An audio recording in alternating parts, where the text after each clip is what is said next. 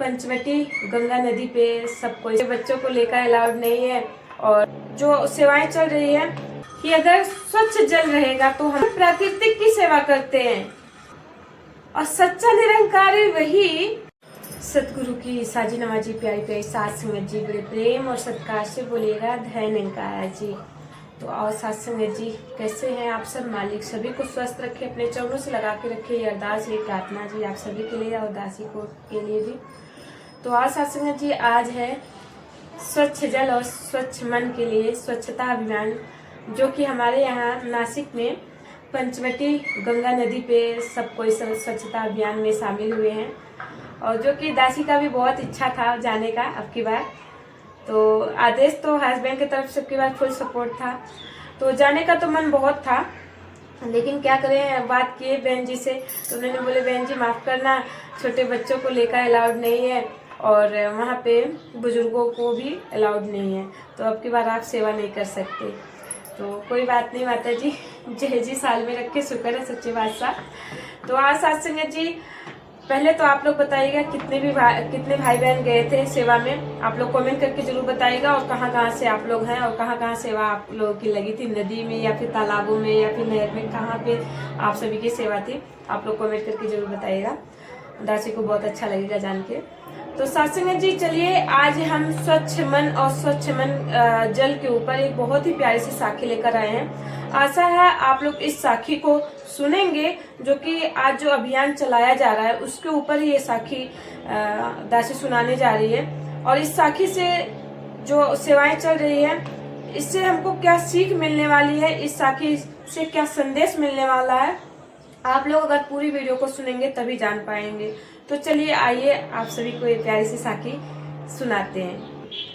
सात संगत जी सुबह सुबह गंगा नदी पर सफाई अभियान चल रहा था।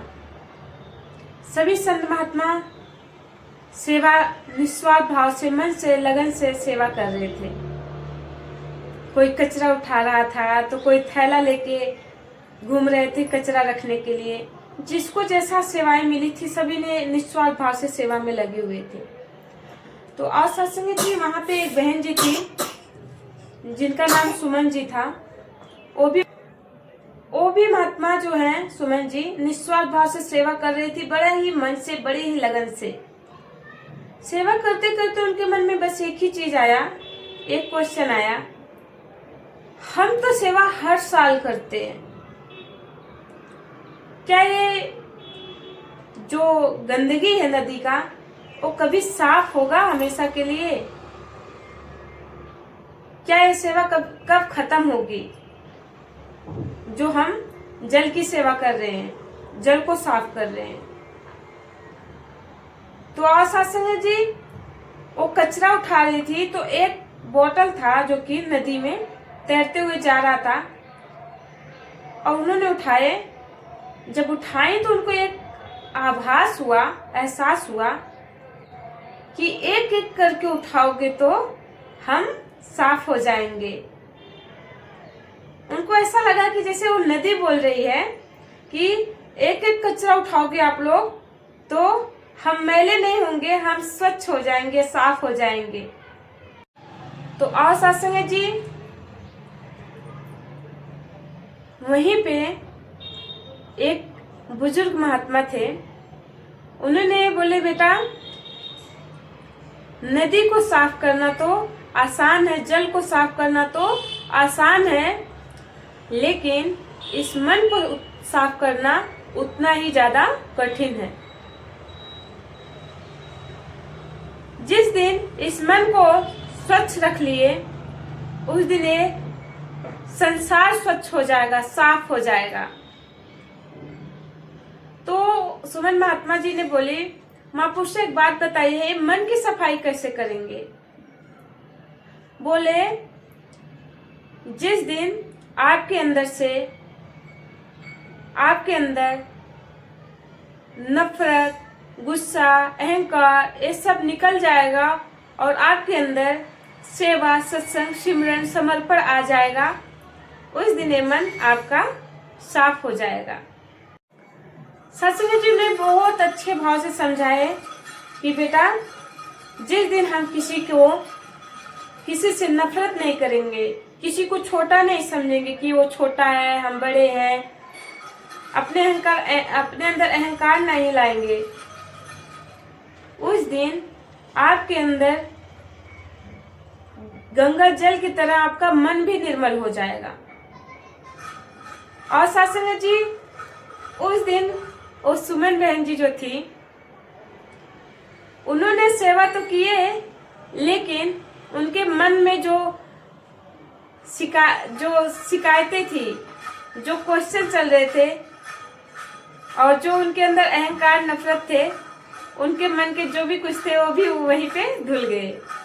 उन्होंने जितने भी संत महात्मा वहां पे सेवा किए, सभी संतों ने इकट्ठा हुए और प्रण किए कि हमको अपने अंदर का भी गंदगी को साफ करना है। बाहर का तो करना ही है, अपने अंदर का भी गंदगी को साफ करना है। तो आज सासंग जी इस साखी से हमको यही सीख मिलती है कि अगर स्वच्छ जल रहेगा तो हमारा जीवन बचेगा, और अगर स्वच्छ मन रहेगा तो इस मन में शांति रहेगी। अगर हम प्राकृतिक की सेवा करते हैं तो समझिए हम परमपिता परमात्मा का सेवा कर रहे हैं। और सच्चा निरंकारी वही जो बाहर भी सफाई करे और अंदर मन का भी सफाई करे, सच्चा निरंकारी वही होता है। तो और सत्संग जी, जल जो है हमारे जीवन के लिए बहुत ही अमृत का समान है, क्योंकि जल है तो जीवन है। ये कह लो कि खाना खा लो पानी ना पियो, और खाना खाते रहो पूरे दिन और पानी ना पियो, तो नहीं, इंसान नहीं जीवित रह सकता। एक कहो कि पानी पीता रहे इंसान, कुछ नहीं खाए, तब भी जीवन बचा रहेगा। तो और सत्संग जी कृपा करो, रहमत करो कि वो जो सतगुरु माता जी की तरफ से जो ये अभियान चलाया जा रहा है, स्वच्छ जल स्वच्छ मन, तो हम अपने जीवन में जो जी रहे हैं इस जीवन को, बाहर भी सफाई रखें और मन की भी सफाई रखें। सत्संग जी, उम्मीद है कि आप सभी को प्यारा सा साखी अच्छी लगी होगी। अच्छी लगी हो तो प्लीज आप लोग कमेंट करके जरूर बताइएगा। आप लोगों को इस स्टोरी से कुछ सीख मिला कि नहीं मिला, ये भी बताइएगा। बोलने के दौरान कोई त्रुटियां हो गई हो तो बख्श लेना जी। दासी भी आप जी की बच्ची है। दासी को जितना भी समझ था, जैसा भी भाव था, आप जी के चरणों में रखी। उम्मीद करते आप सभी को पसंद आया होगा। बड़े प्रेम से बोलिए धन्यवाद जी। मिलते हैं कुछ अच्छी साखी के साथ।